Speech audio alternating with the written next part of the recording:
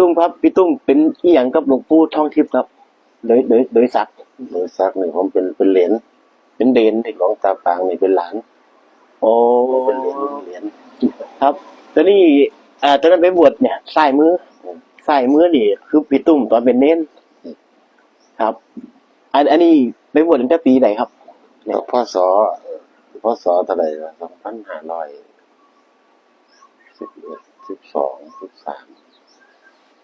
ตอนนั้นโอ้มัน19บวชได้เป็นเน้นแม่น2519เลยเฮ็ดเพราะว่าผมเกิด11เนาะครับคิดจังได๋คือได้ไปบวชครับ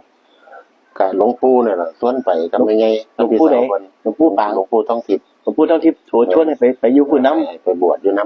ำกับแม่ใหญ่พี่สาวเพิ่นนี่ล่ะพาไปนำกันกับแม่ใหญ่ก็ได้ไปบวชอยู่นำเพิ่นประมาณแบบ3-4 ปีได้ละคนเน้นโอ้ครับบวชเน้นแล้วตอนนี้ไอ้เหตุการณ์ในรูปนี่มันเกี่ยวไหนครับนี่มีไก่2ตัวนี่นี่มันเป็นไก่ง่าตัวนี้ไก่เทวดาเพิ่นว่ามันเป็นไงครับเหตุการณ์ที่ว่าเป็นไก่เทวดา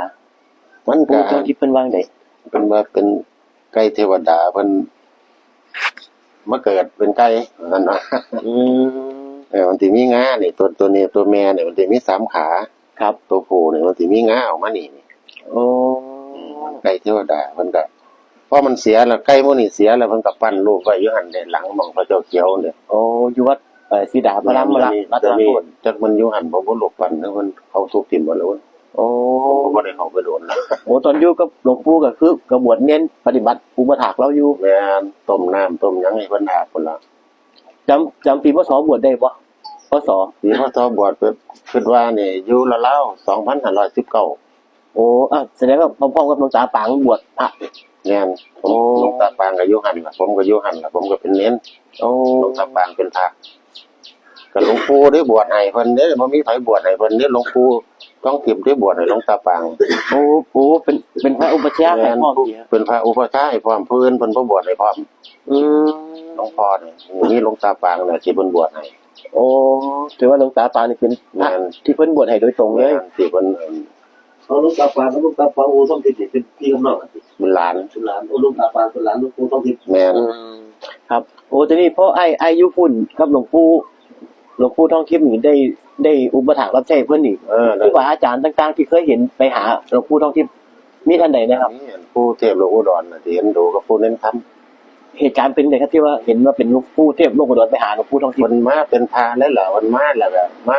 ากราบมาไหว้เพิ่นนั่นล่ะมันมาคราวเดียวมันก็ไปเด้มันบ่อยู่โดนเด้มันสิมาช่วงบุญเดือน3นะครับปู่เทพอุดรบอกปู่เน้นธรรมหมดเพิ่นสิมาในรูปร่างแบบไหนครับหลวงปู่เทพโลกอุดรเพิ่นก็มาเป็นพระเฮานี่แหละแต่ว่าเป็นใส่พระเป็นพระเฮานี่แหละเพิ่นก็ว่าปู่เทพโลกอุดรนั่นน่ะคนดีเพิ่นว่าจังซี่หลวงปู่เพิ่นบอกโอ้คือหลังจากที่พระรูปนั้นมาเยี่ยมหาหลวงปู่ทองทิพย์แล้วแล้วหลวงปู่ทองทิพย์ค่อยบอกพี่ตุ้มสิว่าบัดนี้คือหลวงปู่โลกอุดรมาเยี่ยมเพิ่นมานั่นปู่โลกอุดรน่ะมาเยี่ยมโอ้แล้วก็เน้นธรรมเด้เน้นธรรมเพิ่นก็มาแปลกๆแล้วเน้นธรรมเพิ่นสิมาคือที่ว่านี่ดอกใส่ไม้กระสอบอิหยังไม้กระสอบบ่แซ่บมาดอกแต่ว่าคนธรรมดาเฮาบ่รู้ดอกโอ้รู้แต่หลวงพ่อผู้เดียวโอ้แต่ว่าเน้นครับนี่นับถือหลวงปู่ทองทิพย์เป็นอาจารย์แม่นเพิ่นมาก็มาส่งนั่นดอกเพิ่นไปแล้วเพิ่นจังบอกดอกว่าผู้นั้นองค์ใดผู้นี้องค์ใดโอ้เป็นจังซั่นโอ้คือหลังจากท่านแล้วนี่กลับไปแล้วค่อยบอกว่าเพิ่นเป็นไผครับ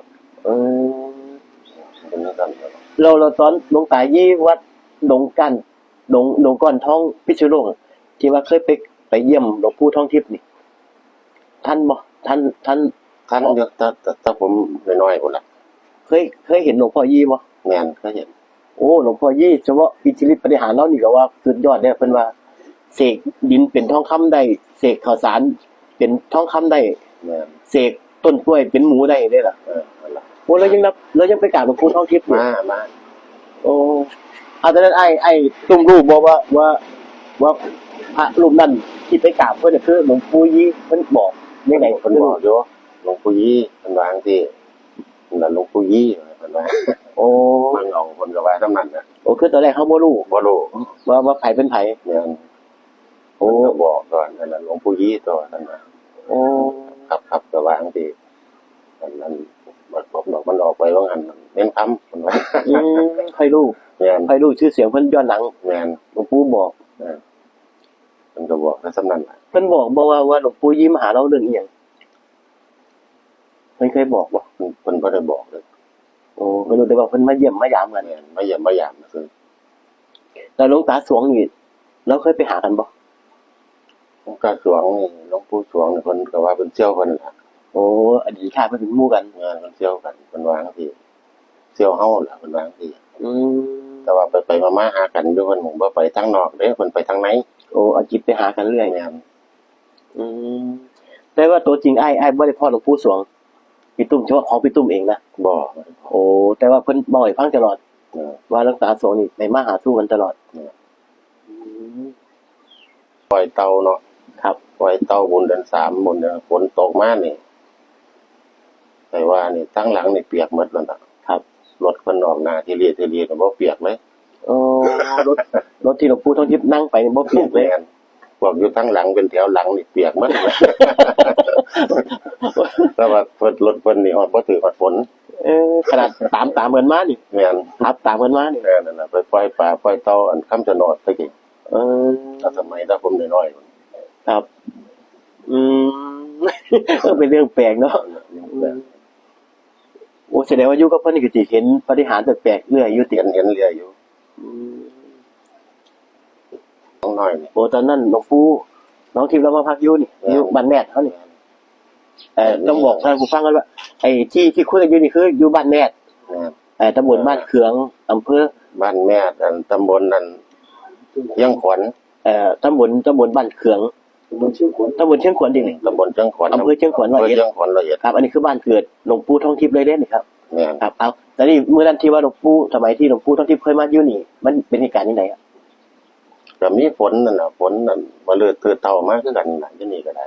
อืม แต่ว่าเพิ่นก็สี่มื้อก็จังสี่มันก็แห้งออกรถ โอ้ ขี้ฟ้าก็แห้งออกรถ อัศจรรย์จังเลย